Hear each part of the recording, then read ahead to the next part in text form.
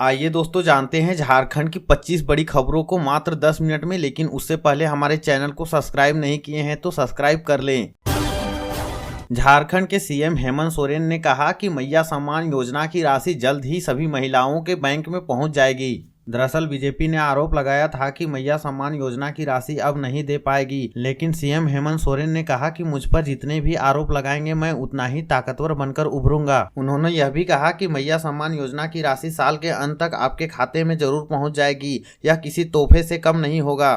मैया सम्मान योजना की राशि महिला सशक्तिकरण के लिए ही है। धनबाद डीसी ने किया गैस प्रभावित क्षेत्रों का निरीक्षण।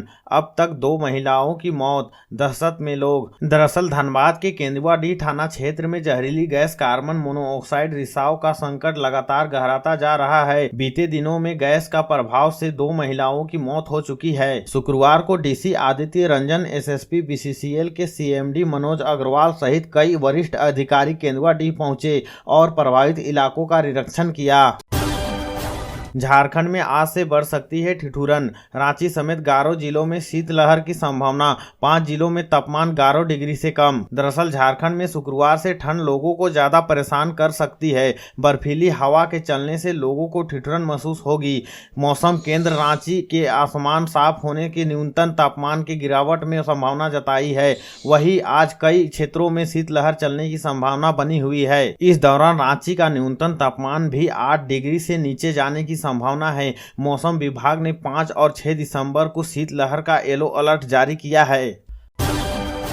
धनबाद में कचरा गोदाम में लगी भीषण आग, काला धुआं दूर तक फैला।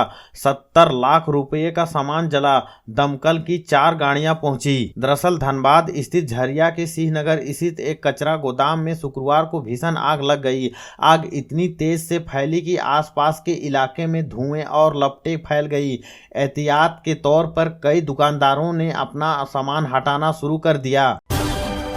और एक बड़ी खबर है दोस्तों, भाजपा राष्ट्रीय अध्यक्ष जेपी नड्डा आज पहुंचेंगे देवघर। कल करेंगे बाबा बैद्यनाथ धाम की पूजा।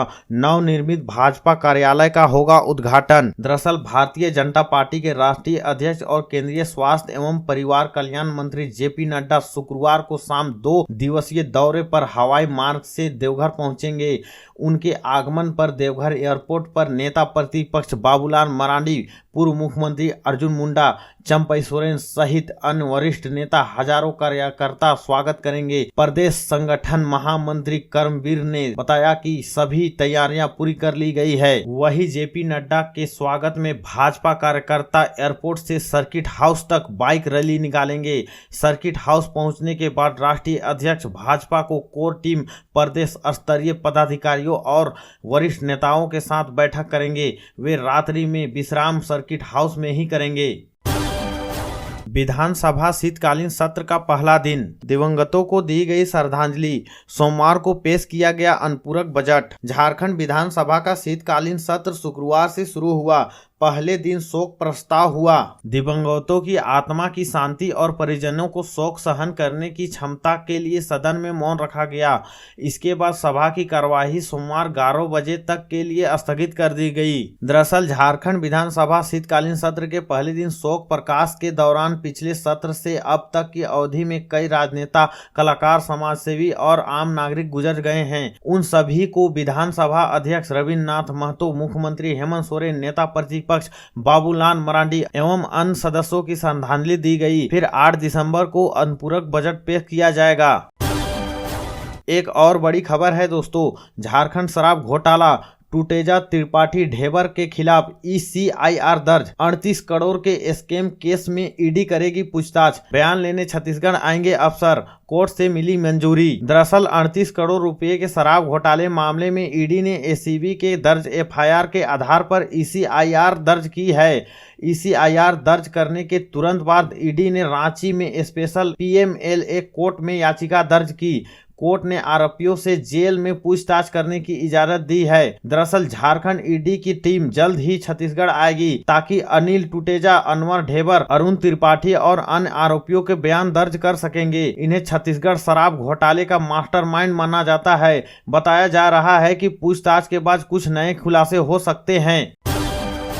एक और बड़ी खबर है दोस्तों, SNMMCH में अमृत फार्मेसी शुरू। 70% तक सस्ती मिलेंगी दवाएं, जेनरिक और ब्रांडेड दवाएं होगी उपलब्ध। उद्घाटन 10 दिसंबर को। दरअसल धनबाद के शहीद निर्मल मेडिकल कॉलेज एंड हॉस्पिटल में मरीजों को अब सस्ती और गुणवत्तापूर्ण दवाएं की सुविधा मिलेगी। अस्पताल परिसर में अमृत फार्मेसी की शुरुआत की गई है, जिसकी औपचारिक उद्घाटन 10 दिसंबर को किया जाएगा। यह पहला स्वास्थ्य से जुड़ी महंगी लागत को कम करने की दिशा में एक महत्वपूर्ण कदम मानी जा रही है। बोकारो में लाखों की चोरी, 20 मिनट में की वारदात। सुने घर से जेवरात नकदी ले गए चोर, शादी में खूटी गए थे मकान मालिक। दरअसल बोकारो के बालीडीह ओपी थाना क्षेत्र के तातरी मानगो में गुरुवार देर रात सुचेंद्र मिश्रा के सुने आवास में लाखों की चोरी हुई। 2 अज्ञात चोरों ने घर से सोने चांदी के आभूषण, नकदी और अन्य कीमती चीज को चुरा ले गए। यह वारदात लगभग रात के 1:30 बजे से 2 बजे की गई। घर में लगे सीसीटीवी फुटेज में दोनों चोर तालाब के किनारे से आते और फिर घर में प्रवेश करते हुए दिखे हैं। फुटेज के अनुसार चोरों ने महज 15 से 20 मिनट के भीतर 3 अलमारियां तोड़ दी और उनमें रखे सामान को बैग में भरकर फरार हो गए। जी हाँ दोस्तों, एक और बड़ी खबर है दोस्तों। हाईकोर्ट ने सरकार से पूछा, झारखंड में पेशा कानून को कितने दिनों में लागू करेंगे, शपथ पत्र देकर बताएं। दरअसल झारखंड हाईकोर्ट में गुरुवार को पेशा कानून लागू नहीं किए जाने के खिलाफ दायर अवमानना याचिका पर सुनवाई हुई। चीफ जस्टिस तरलोक सिंह चौहान और जस्टिस राजेश शंकर की खंडपीठ ने राज्य सरकार से पेशा नियमावली अधिसूचित करने की सटीक समय सीमा बताने को कहा है। अदालत ने निर्देश दिया है कि सरकार यह बताए कि नियमावली कितने दिनों में तैयार कर लागू की जाएगी और इसकी पूरी जानकारी शपथ पत्र के रूप में कोर्ट को प्रस्तुत की जाएगी। जी हाँ दोस्तों, एक और बड़ी खबर है दोस्तों। विपक्ष के हर सवाल का जवाब देने के लिए सत्ता पक्ष पूरी तरह से तैयार है। दरअसल झारखंड विधानसभा के शीतकालीन सत्र में विपक्ष के हर सवाल का जवाब देने के लिए सत्ता पक्ष पूरी तरह से तैयार है। गुरुवार को एटीआई में मुख्यमंत्री हेमंत सोरेन की अध्यक्षता में महागठबंधन के विधायकों की बैठक हुई। विधायकों ने कहा कि सत्र के दौरान इंडिया गठबंधन की एकता सबको नजर आएगी। सरकार का प्रयास होगा कि विधानसभा का सत्र बेहतर ढंग से चले। बैठक में सत्र के एजेंडे, विधायी कार्यों और तैयारी की रणनीतियों पर चर्चा हुई। वहीं मंत्रियों और विधायकों को सत्र के दौरान अपनी भूमिका निभाने के लिए पूरी तैयारी के साथ आने को कहा गया है। गढ़वा में शिक्षक पर छात्राओं से अभद्र व्यवहार का आरोप, अभिभावकों और ग्रामीणों ने किया सड़क जाम, कड़ी कानूनी कार्रवाई की मांग। दरअसल गढ़वा जिले के मंझियाव प्रखंड स्थित उत्क्रमित उच्च विद्यालय मोरबे में छात्राओं से कथित अभद्र व्यवहार के विरोध में शुक्रवार को अभिभावकों और ग्रामीणों ने सड़क जाम कर दिया। सहायक शिक्षक दिनेश राम पर अश्लील बातें करने और धार्मिक विषयों पर टिप्पणी करने का आरोप है। आक्रोशित ग्रामीणों ने आरोप लगाया कि शिक्षक छात्राओं से आपत्तिजनक बातें करते हैं और विद्यालय में वंदे मातरम गाने पर भी रोक लगाते हैं। उन्होंने शिक्षक को निलंबन करने और कड़ी कानूनी कार्रवाई करने की मांग की है।